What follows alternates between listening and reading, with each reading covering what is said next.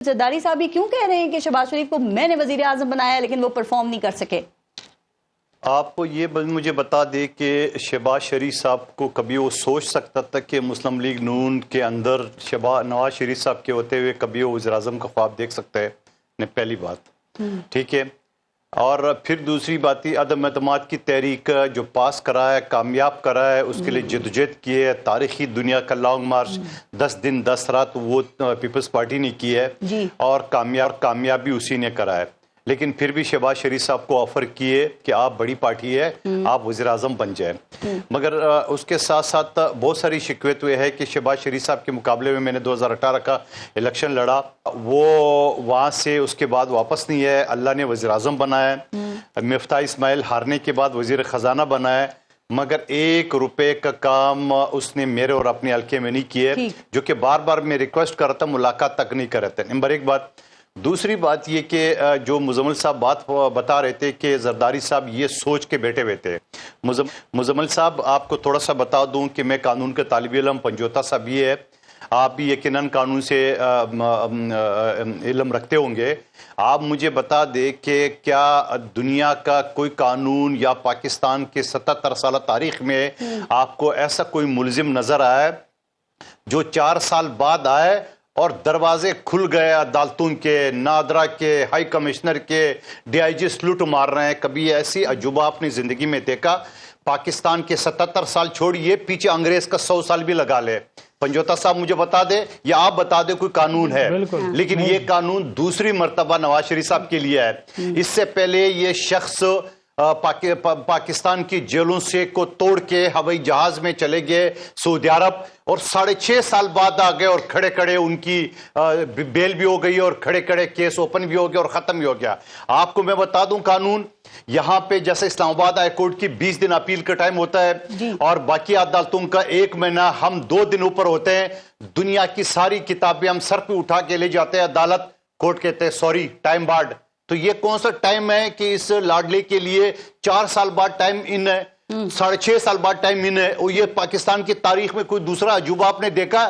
تو یہ اسی وجہ سے زرداری صاحب اور ہم قانون کے ماننے والے، پاکستان کے آئین کو سمجھنے والے سب یہ سمجھ رہے تھے کہ نواز شریف صاحب کے پاس جیل جانے کے علاوہ کوئی راستہ نہیں ہے. آپ مجھے بتا دو ہائی کمشنر جب ان سے ملا کون سے قانون کے تحت ملا؟ ایک سزا یافتہ شخص سے میں نہیں کہتا ہوں وہ کیس جھوٹا ہے سچ ہے. ایک ڈی آئی جی جو ہے نا وردی سمیت لٹ کس قانون کے تحت اس کو مار رہے تھے، اور نادرا کی ٹیم کس قانون کے تحت اسے انگوٹھا لگا. ٹھیک سر، لیکن صاحب کہہ رہے ہیں نواز شریف کو وزیر اعظم نہیں بننے دوں گا، تو نواز شریف صاحب کو آصف علی زرداری صاحب کیسے روکیں گے؟ مندوخیل صاحب چونکہ دیکھیں نا اس کے 2 پہلو ہیں. ایک تو یہ کہ عوام اگر انہیں ووٹ دیتے ہیں، عوام منتخب کرتے ہیں، تو زرداری صاحب کیسے روکیں گے؟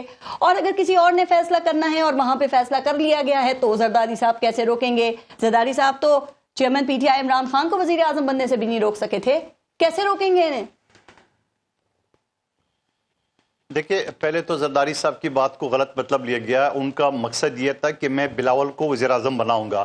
ہم سب کی خواہش ہے بلاول کو وزیر اعظم بننے کا. آپ نے کبھی بلاول کے منہ سے سنا ہے کہ میں لکھ کے دیتا ہوں وزیر اعظم بنوں گا؟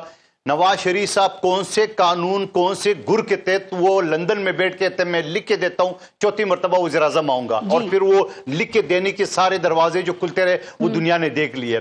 بات یہ کہنا چاہ رہا ہوں کہ آپ مجھے بتا دیں کہ نواز شریف صاحب اگر اتنی کانفیڈنٹ ہے کہ وہ 4تھی مرتبہ وزیر اعظم بن جائے گے تو الیکشن کی تاریخ کے لیے مطالبہ کیوں نہیں کرا تھا؟ پاکستان میں آئے 4 سال بعد تاریخی خطاب کیے، وہاں الیکشن کا مطالبہ نہیں کیے.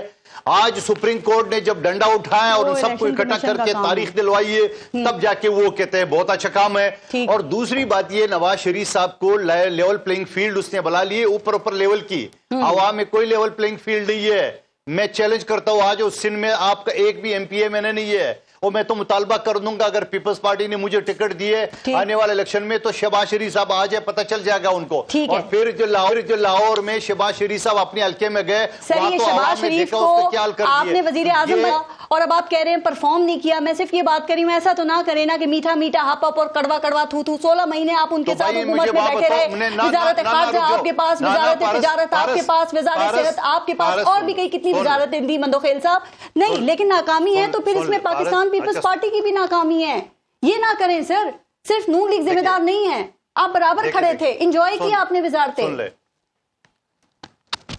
देखिए, आप प्रोग्राम रहिए, आपका अपना परफॉर्मेंस है, आपका प्रोड्यूसर का अपना परफॉर्मेंस है, आपके कैमरामैन का अपना परफॉर्मेंस है, हमारे पास जो वजारत खारजा, और इसमें कोई एक गलती करेगा वो सबकी नाकामी है। जवाब तो देना नहीं, आप गलत एग्जांपल दे रहे हैं ना। नहीं, मैं जवाब सुन ले, नहीं सबके नीचे।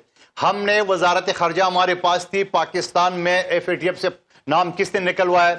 सऊदी अरब, जिसने आपको $3 अरब दिए 4% सूद पे, आपको खड़े खड़े पिछली हुकूमत से लिए, चाइना से उधार लेके दिए, बिलावल साहब ने वापस दिला दी, वापस ताल्लुकात सेट के लिए, CPEC जो बंद हो चुका था उसको स्टार्ट कराया, और फिर GSP प्लस के लिए जो बिलावल साहब ने काम किए, जहां 16,000 अरब की डॉलर की सब्सिडी बिलावल साहब ने कराया। के दौरान उन्होंने कहा कराची में हमें शहबाज स्पीड की जरूरत है, और फिर कहते हैं और शहबाज शरीफ के कामों को भी सराहा रहे थे, और जरदारी साहब कहते हैं शहबाज शरीफ ने परफॉर्म नहीं किया। अगर हमने पारस मेरी बात तो सुन ले, अगर जरदारी साहब ने या बिलावल साहब ने या हम सब ने एक उम्मीद लगा के बैठे हुए कि शहबाज शरीफ साहब काम करेगा, उसने नहीं किया, तो आप कह रहे कि नहीं जी बस हम जिम्मेदार है, हमने क्यों वज़ीर-ए-आज़म बन के, बाबा हमारा गलती की है, हमने गलती की, उसको वज़ीर-ए-आज़म बना के आइंदा नहीं करेंगे। टाइम गुजर गया, अब तो जरदारी साहब खुद कह रहे हैं बनने नहीं दूंगा।